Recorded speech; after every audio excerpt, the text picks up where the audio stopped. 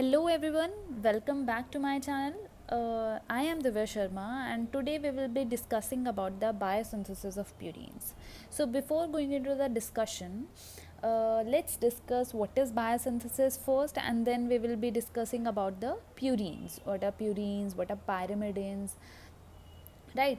So what is biosynthesis?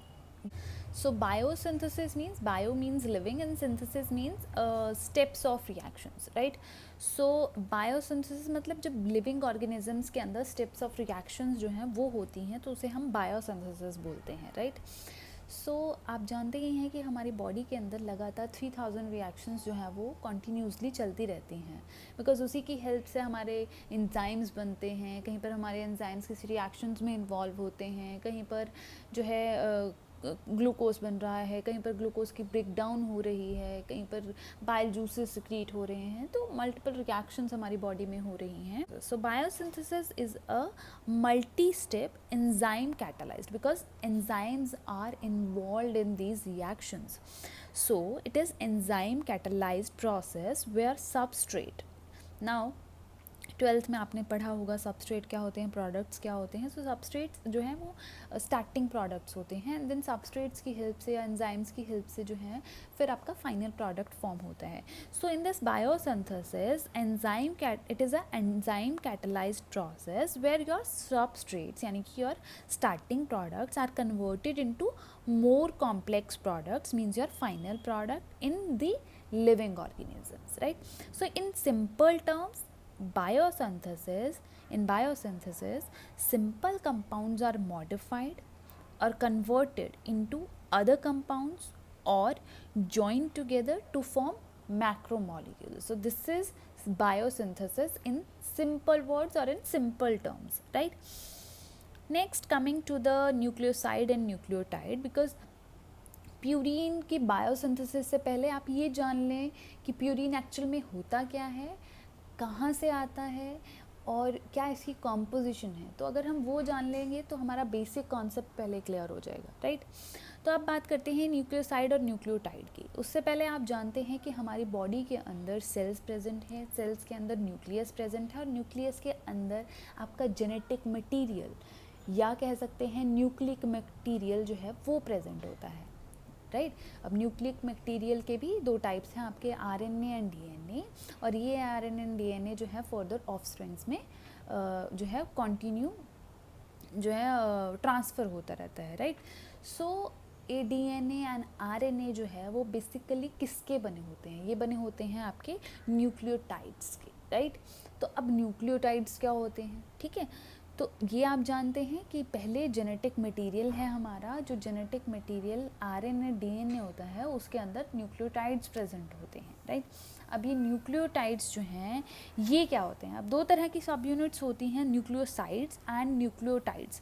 Nucleoside में आपके nitrogenous base और आपका शुगर, पेंटोज शुगर जो है वो अटैच होता है एक साथ, उसे हम बोलते हैं न्यूक्लियोसाइड, राइट? बट न्यूक्लियोटाइड जो है उसके अंदर आपका बेस प्लस शुगर जो भी पेंटोज फॉर्म में होगा प्लस फॉस्फेट ग्रुप, जब ये तीनों ही सब यूनिट्स जो हैं वो अटैच होंगे हम बोलते हैं न्यूक्लियोटाइड, राइट? सो अभी आपको डिफरेंस पता लग गया होगा न्यूक्लियोसाइड का और न्यूक्लियोटाइड का. अब ये जो नाइट्रोजनस बेस है ये भी आगे फर्दर जो है वो दो टाइप्स के होते हैं, one is purine and second is pyrimidines, right? Purine and pyrimidines are a type of nitrogenous bases. So in basis की हेल्प से, प्यूरिन एंड pyrimidines की हेल्प से आपके न्यूक्लियोटाइड्स बनते हैं.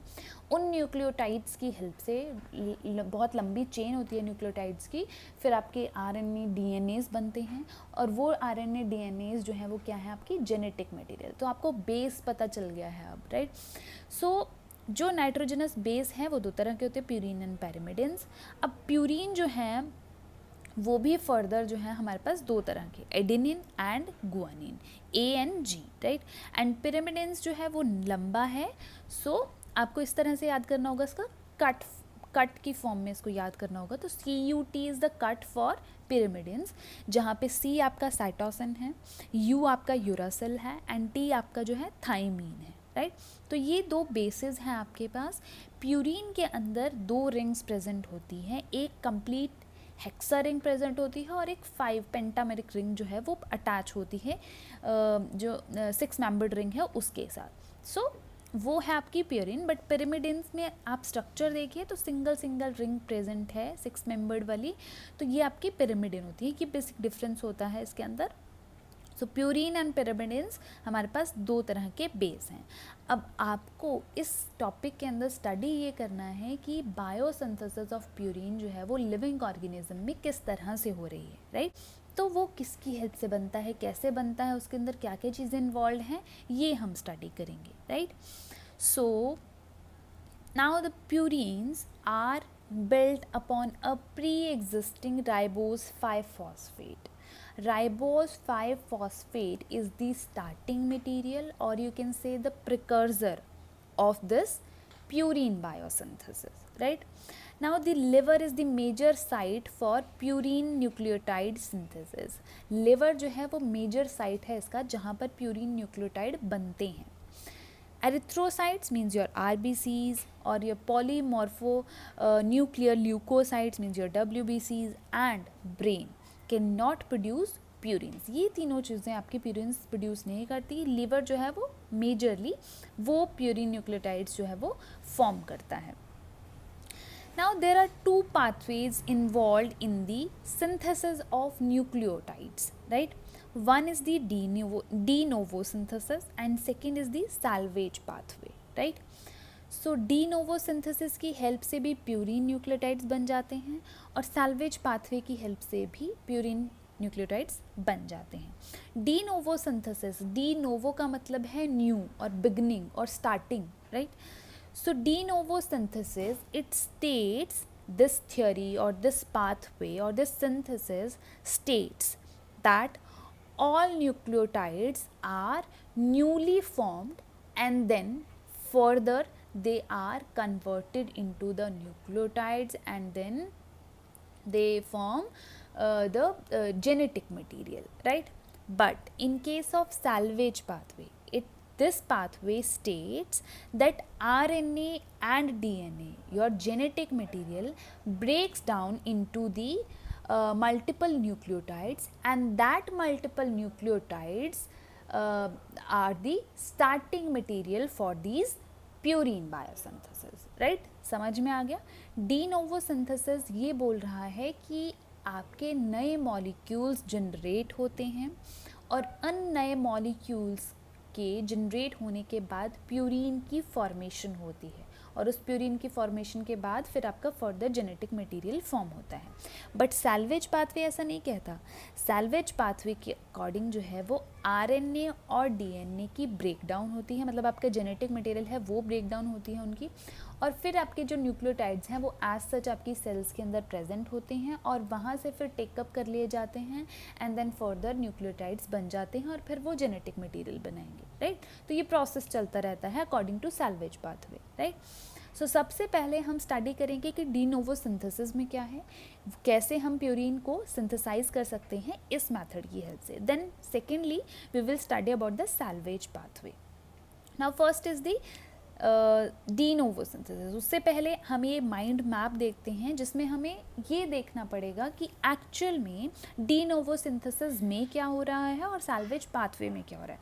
तो जैसा मैंने आपको बताया कि न्यूक्लियोटाइड्स बायोसिंथेसिस में दो आपके टाइप्स हैं। डी नोवो में प्यूरिन और पिरामिडिन्स बनते हैं और सैल्वेज पाथवे के अंदर भी प्यूरिन एंड पिरामिडिन्स बनते हैं, राइट। दोनों ही सिंथेसिस के लिए, मतलब जो दोनों ही बेसिस हैं आपके प्यूरिन एंड पिरामिडिन्स, उनके लिए दोनों ही टाइप की सिंथेसिस चलती हैं, D novo synthesis and salvage pathway. तो ऐसा नहीं है जब मैं आपको बायोसिंथेसिस ऑफ पिरामिडिन्स करवाऊंगी तो यही दोनों जो पाथवेज हैं यही करवाऊंगी वापस से, right. So de novo and salvage are common for both. So de novo synthesis के अंदर जो प्यूरीन्स हैं वो कैसे बनते हैं। सबसे पहले बनता है IMP यानी कि inosine monophosphate, and then further आपके AMP बनता है, GMP बनता है। ये AMP है एडेनोसिन मोनोफॉस्फेट, GMP है आपका guanosine monophosphate, right.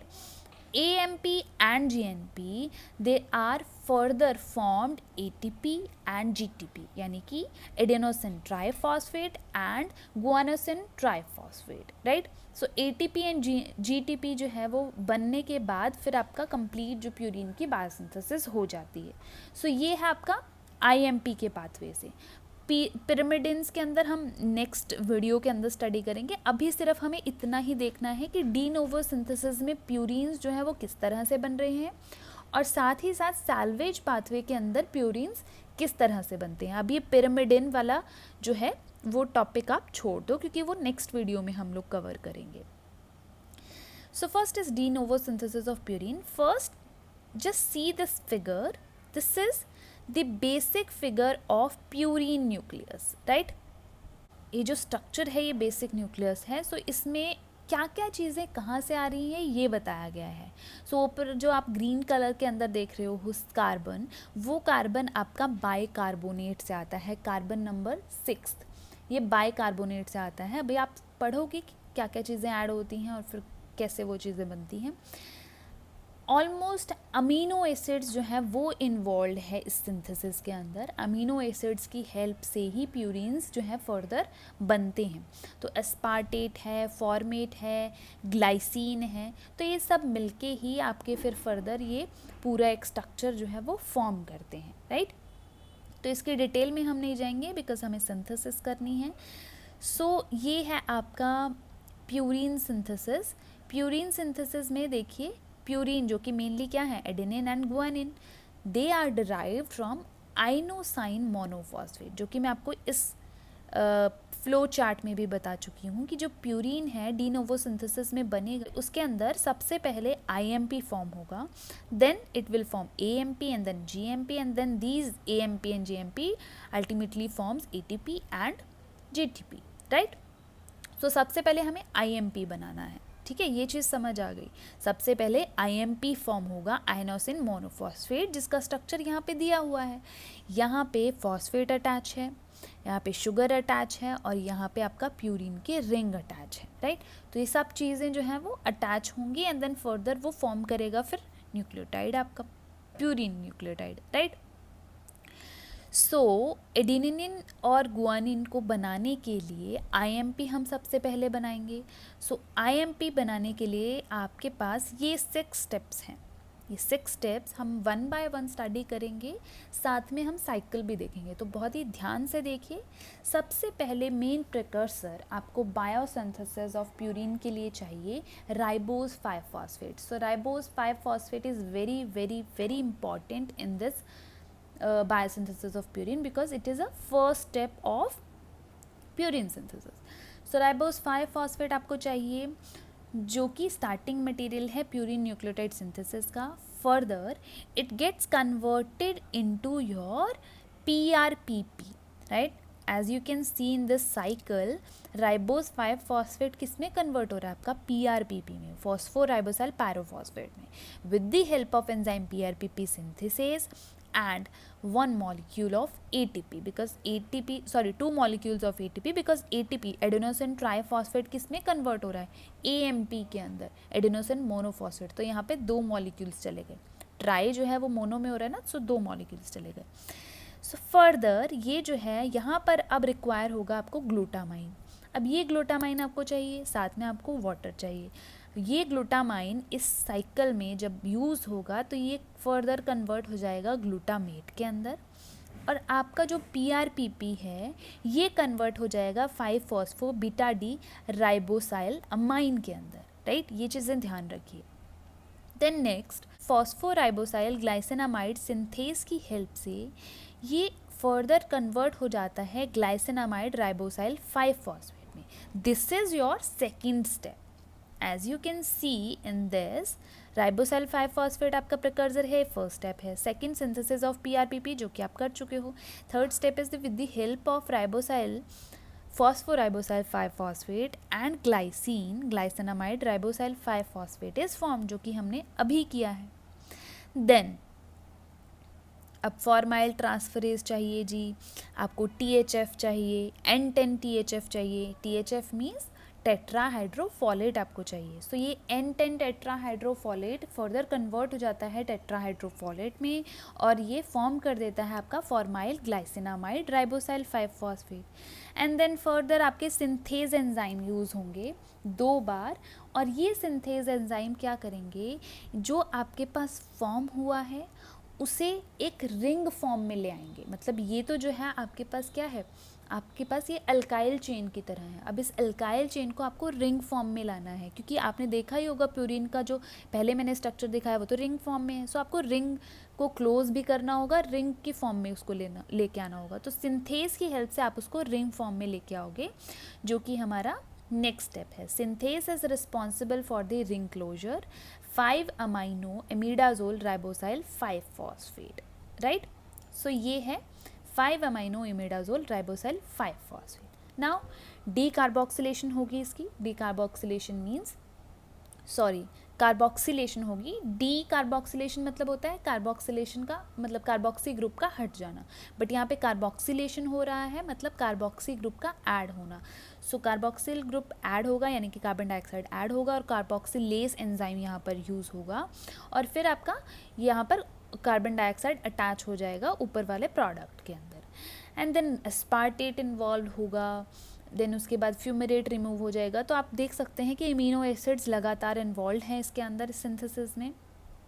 And then जो है आपका फिर से THF इन्वॉल्व होगा N10, ठीक है, और उसकी हेल्प से फिर अल्टीमेटली आपके पास आइनोसिन मोनोफॉस्फेट बन जाएगा, राइट। ये आइनोसिन मोनोफॉस्फेट ही तो आपको चाहिए। IMP जो है ये आपको चाहिए ही था, क्योंकि ये हमने फ्लो चार्ट में सबसे पहले देखा था। तो सबसे पहले आपका IMP बनेगा, उसके बाद आपका AMP एंड GMP फॉर्म होगा, राइट। तो यहाँ तक आप समझ गए होंगे कि हमने यहाँ पर IMP बना लिया है अब तक, ठीक है, ये इसका रेफरेंस है। Then the synthesis of AMP. Now, this inosine monophosphate, which is also called as IMP, is the immediate precursor for the formation of AMP and GMP. Now, with the help of aspartate, condenses with IMP in the presence of GTP to produce adenyl succinate, which on cleavage forms AMP, right? सो यहाँ पे आपका स्पार्टेट जो है वो काम करेगा और वो क्या करेगा, IMP को AMP के अंदर कन्वर्ट कर देगा, right. Next is the synthesis of GMP। अब AMP बन गया, अब बनेगा GMP। Now this IMP inosine monophosphate undergoes NAD positive dependent dehydrogenation to form xanthosin monophosphate। XMP सबसे पहले बनेगा एंड देन ग्लूटामाइन इन्वॉल्व होगा, फिर जो है वो GMP अल्टीमेटली प्रोड्यूस कर देगा। सो यहाँ से आपका GMP भी बन गया, राइट, क्योंकि आपने xanthine मोनोफॉस्फेट उसको पहले बनाया एंड देन फर्दर फिर आप GMP उसको बना रहे हो, राइट। सो यहाँ पे आप देखिए ये फ्लो चार्ट से भी चीज़ें मैंने समझा रखी हैं। ये है आपका IMP यानी कि आइनोसिन मोनोफॉस्फेट। ये सबसे पहले कन्वर्ट होगा, अगर आप फर्स्ट साइकिल के अंदर देखिए जो साइड में है आपके लेफ्ट साइड, सो एडिनोसाइल सक्सिनेट की हेल्प से ये AMP में कन्वर्ट हो रहा है।